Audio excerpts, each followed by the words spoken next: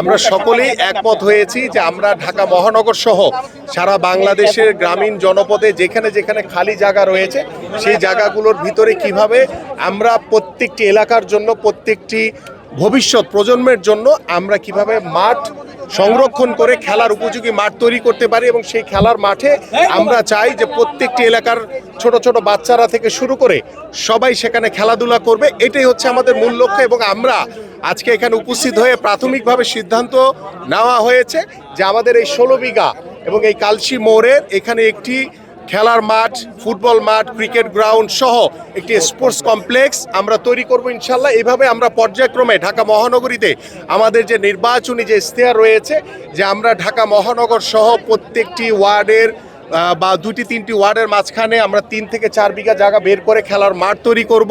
এই পর্যায়ক্রমে আমরা প্রত্যেকটি মাঠ ভিজিট করে ইনশাল্লাহ আমরা এই খেলার উপযোগী মাঠ তৈরি করতে চাই ঢাকা মহানগর সহ সারা বাংলাদেশে।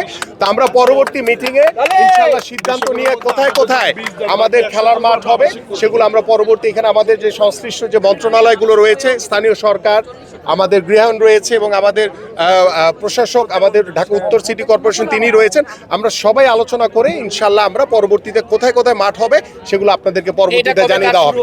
আমরা আজকে সিদ্ধান্ত নিয়েছি প্রাথমিক, আমাদের এখানে অনেক স্ট্রাকচারাল আমাদের কার্যক্রম রয়েছে, সেগুলো আমরা সম্পূর্ণ করে ইনশাল্লাহ দ্রুত সময়ের ভিতরে আমরা মাঠের কার্যক্রম শুরু করব। মাঠ হবে নাকি এটা জাস্ট অ্যামেচার সবার জন্য উন্মুক্ত? সবার জন্য উন্মুক্ত এই মাঠ করব, এবং পাশাপাশি পেশাদারিও যাতে আমাদের যারা খেলোয়াড় রয়েছেন তারাও যাতে এখানে অংশগ্রহণ করতে পারে সেই সুযোগ সুবিধা আমাদের থাকবে কোনো ইনশাআল্লাহ। বাধা পাচ্ছেন কিনা, মানে যে চাঁদাবাজ যারা আছে, দখলদারিত্ব, তারা কি কোনো রকম কোনো দখলদারি, কোনো চাঁদাবাজের কোনো রকম কোনো সুযোগ নাই, এদেরকে কোনোভাবে আমরা প্রশ্রয় দিব না ইনশাআল্লাহ।